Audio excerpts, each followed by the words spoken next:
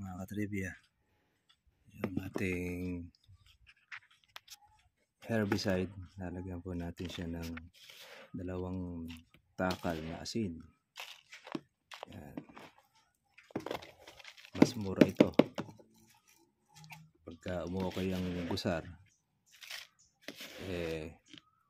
ayos pa sa lupa, pampatanggal ng acid. 2 takal, murang-mura ito kumpara doon sa ating pataba. Doon sa hinahalo nating para sa malambot, ito ay madadali niya. Yan, meron na tayo nakitang sample na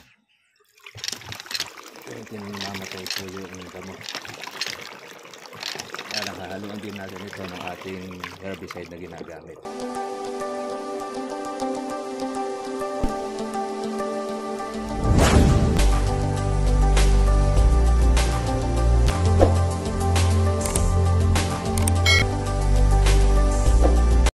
Kumusta na kayo mga katribya at welcome po sa aking YouTube channel. Ito po, tayo po ay magpa-follow up ng ating spray ng damo para po doon sa ating natira.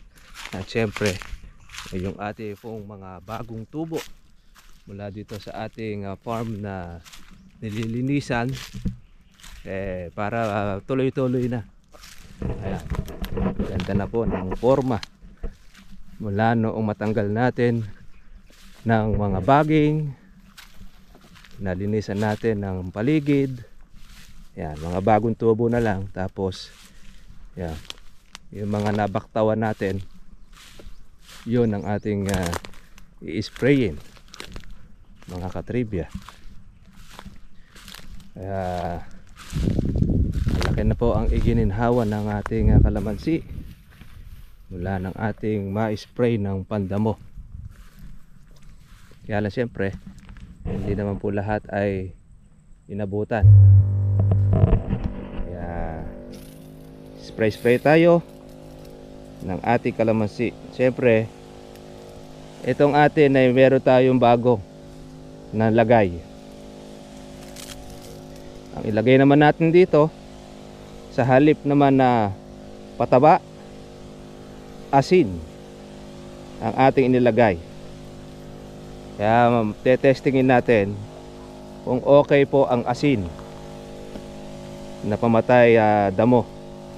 Kasi ang nadadali niyan yung mga bunga, yung ulan, nasisira yung bunga ng sili dahil maalat ang tubig ulan. Ito, malalaman natin pag maganda mga katribya ang magiging resulta, mas menos ito kaysa doon sa ating pataba na inilalagay. Kaya spray natin ng ating asin. Siyempre, iingatan natin tamaan po ang ating kalamansi para hindi siya maluto, dahil ang asin ay nakakaluto po yan. Pati bunga ng kalamansi o ng anumang kuwan niya naluluto.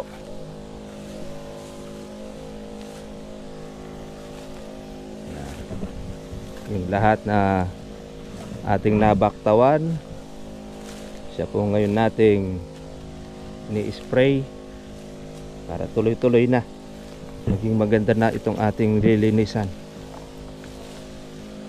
At least makita ninyo at hindi kayo mawawalan po ng pag-asa kapag po ang kalamansi ay marumi.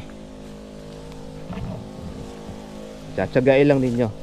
Kaya pinakikita po namin sa inyo ang paraan para at least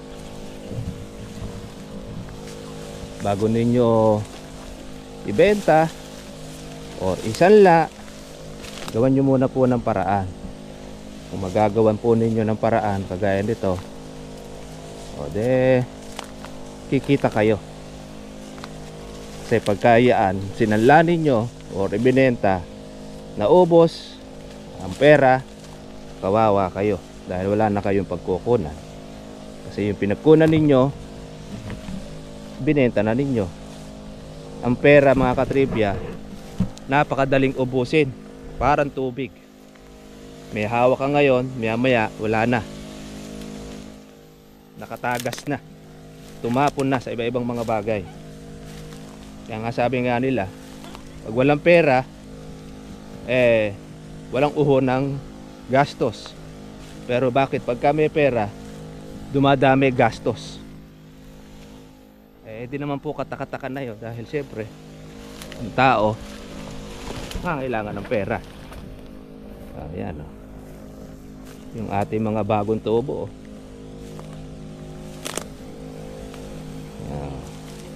Agapan lang natin ng ating pag-i-spray mga katribya, at hindi na ito magugubat. Kaya tayo ay pinakikita namin sa inyo as tutorial, para at least alam po natin ang ating pong gagawin sa ating farm. Ngayon kung maliit lang naman po ang farm ninyo, ay lalong mas maganda, mas tututukan ninyo yung trabaho.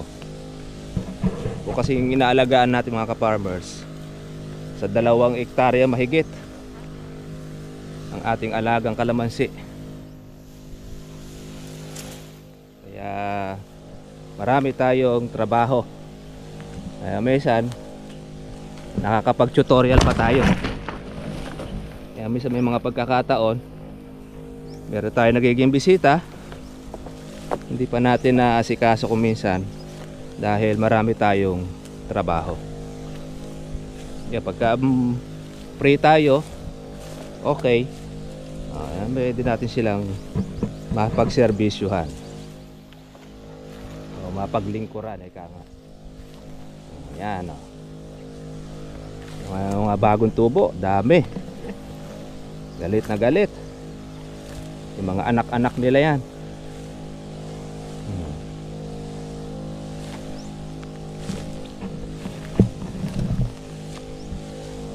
Kaya bago ito, abono naman ang ating lagay. Ay, abono ang ating asin.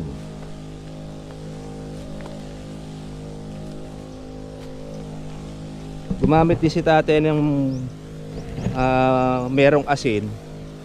Yung sitwasyon ng kanyang binomba, umiitim yung resulta. Kaya malalaman natin kung mamamatay po yung damo. Ay, yung ating nilinisan,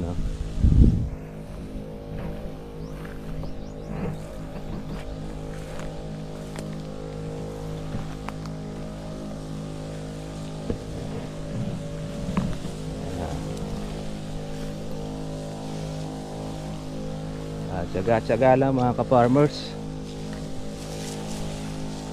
Tinaman po natin gaganda itong ating farm basta't malinis.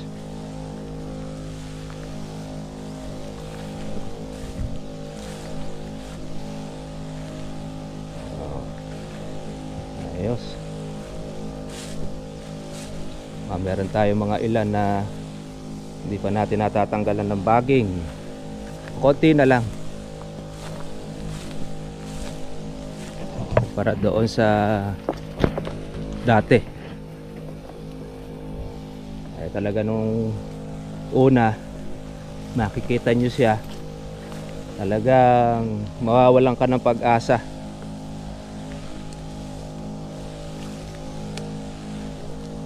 Pero ngayon maganda na po. Kaya kita naman ninyo mga katribya,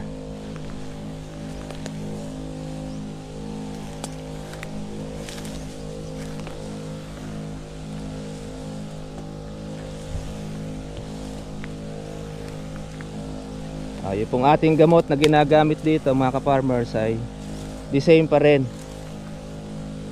Pwede nyo pong tingnan doon sa ating mga comment section. Nilalagay naman natin po yung pangalan ng ating gamot.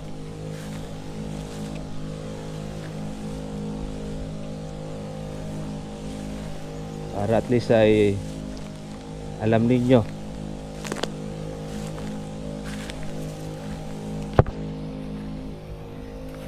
Pagka bata pa ang damo, madali pa siya mapatay. Pero pagka yan ay mahahaba na, matagal, marami tayong gamot na mauubos. Ano nga, yung ating malunggay. Yan, yung mga bago. Malalaki na rin po yung mga bunga ng ating kalamansi, ating mga inaalagaan. Ito yung pang control para sa kanyang mga anak. Kaya happy farming sa lahat ng ating mga katribya. Tutok lang po kayo doon sa ating pong channel. Marami po kayong malalaman, matututunan sa ating ginagawang pag-aalaga. Ayan, kita na po natin mga katribya po yung lupa ng ating ini-spray. Dati-rati punong-puno ng kuwan yan, damo. Ay ngayon linis na. Kaya di na po nakakahiya sa kapitbahay. Pati yung kapitbahay naglilinis na rin ng kanyang damo.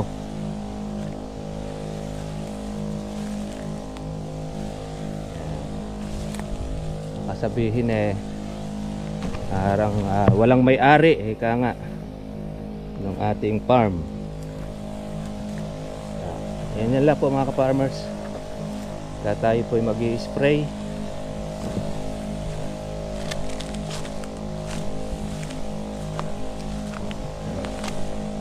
Yung natawag natin na hulip. Kung kayo magtatanim, hulip ang tawag.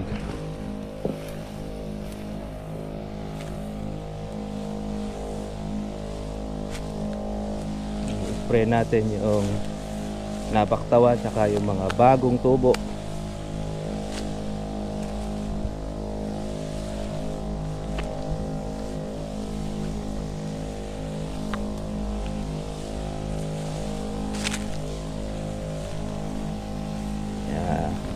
Meron na tayong pataba ng ating mga damo. Yan po ay nabulok. Pagkain na po yan ng ating kalamansi. May kahoy rin tayo. Ito yung ating mga unang binomba. Mabahaba na rin yung tubo niya.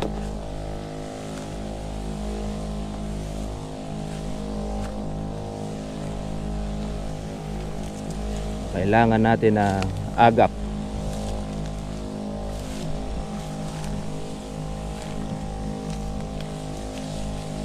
Agapan natin para hindi siya lumaos ang ating damo.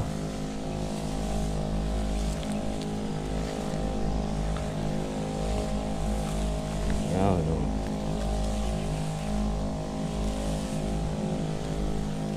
Ayan daing bunga mga katribya Silalaki na ng holen. Kukuha na natin ito sa August, ay sa October. Titasin. Baka sakali pag tumaas ang October, meron tayong mahuhuli na isda. Kung bumaba naman, okay lang din. At least may pang-alaga tayo. Meron tayong pambili ng ating abono sa susunod, ating kalamansi. Makukuha na po sa kanya yung ating pang-alaga.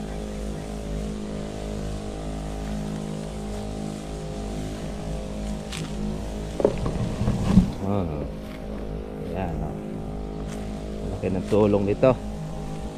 Buti na lang merong herbicide.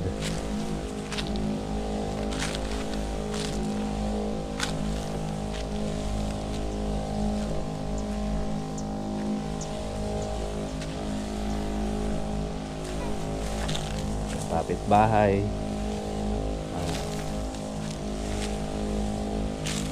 Spray na rin natin para malinis.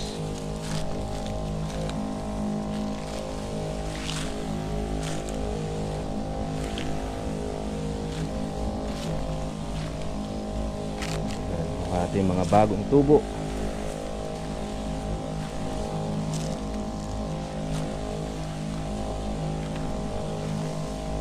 Okay, yan. Natapos na po yung ating karga.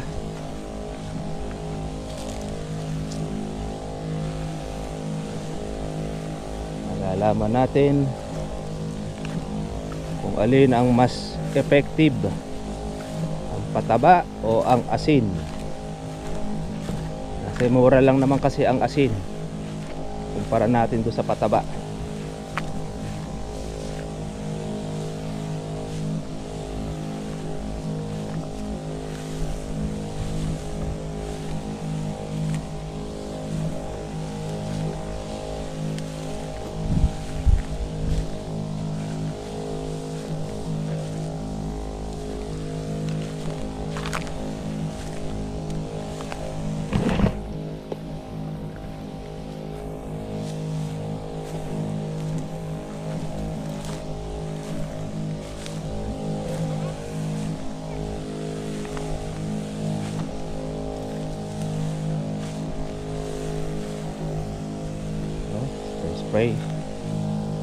Spray tayo.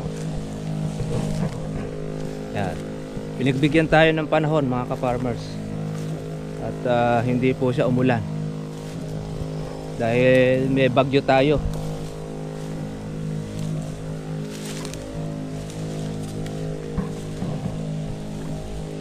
At paano ganda-ganda itong ating ni-spray. At matuyo sa dahon, okay na. Approved.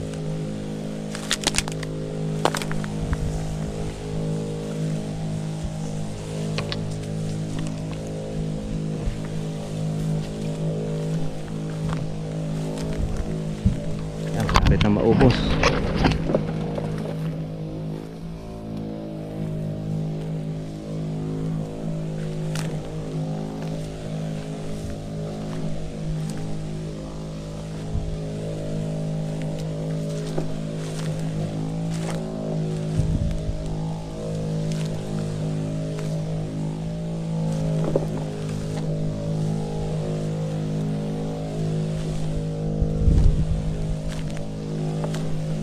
Okay.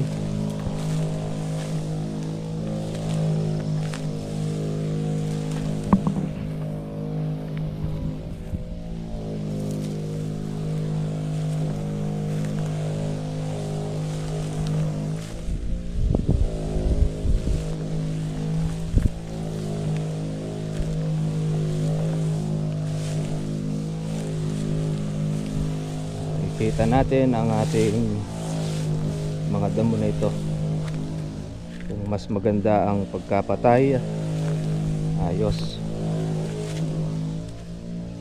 Di pa man nalulukot na yung dahon, siguro dahil doon sa alat saka doon sa ating gamot na ginagamit.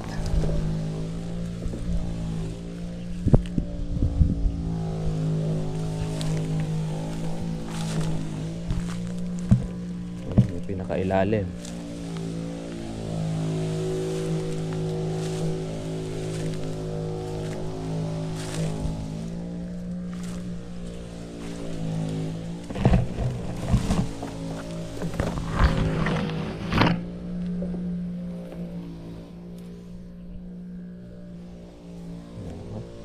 Uubos na lang natin mga katribya po yung nasa kuha natin, karga.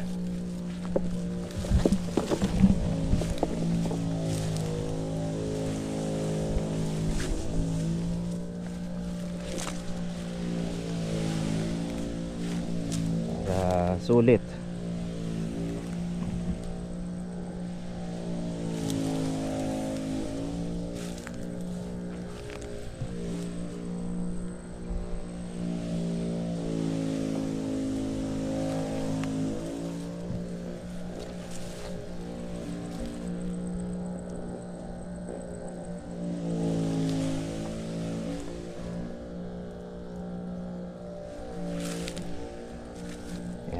tayong natitik-tik.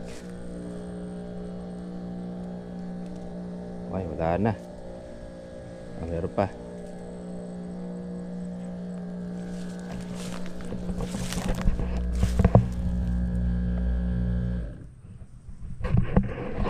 Okay mga katribya, tapos na po tayo dito sa ating isang karga. At maobserbahan na lang po natin ito ng mga ilang araw kung ano po ang magiging itsura po ng ating kalamansi. Pero pakikita ko rin po sa inyo yung naabombahan din po ng merong pataba.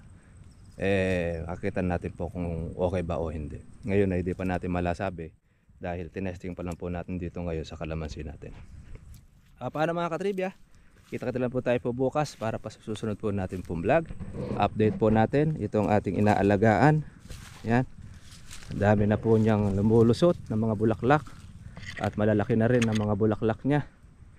Yan, ang bawat mga kilikili ay meron po siyang bulaklak na dala-dala. Tsaka ang mga bunga naman niya mga katribya, ayan o, nakita na po natin na siya po ay ating malinisan. Yan. At nasiyahan ang ating mga bunga. Kaya meron po tayong inaasahan na magiging harvest sa mga susunod. Paano mga katribya? Kita na po tayo po bukas. God bless po sa inyo lahat. Bye bye. Pasensya na po kayo mga ka-farmers. At di po tayo nakapaglusong po ng ibang mga trabaho natin. Bye bye. Na damo na mayroong kahalong asin. Ayan. Hindi siya padilaw, maitim. Ayan, dahil siguro yan doon sa asin. Tinesting ni tatay.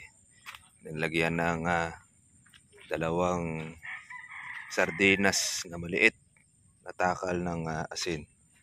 Ayan yung pagka-spray niya. Ayan o, may itim yung kanyang dahon o. Sabagay sa sili napapalapnos yung bunga niya na yung ulan. Maalat-alat yung bunga ng ulan. Ayan o. Naitim siya eh. Dati-rate pagka po yung pataba ang ating ilalagay ay kulay kawan yan. Dilaw. Ito naman, apekto niya, itim naman. Yan, itim yun no.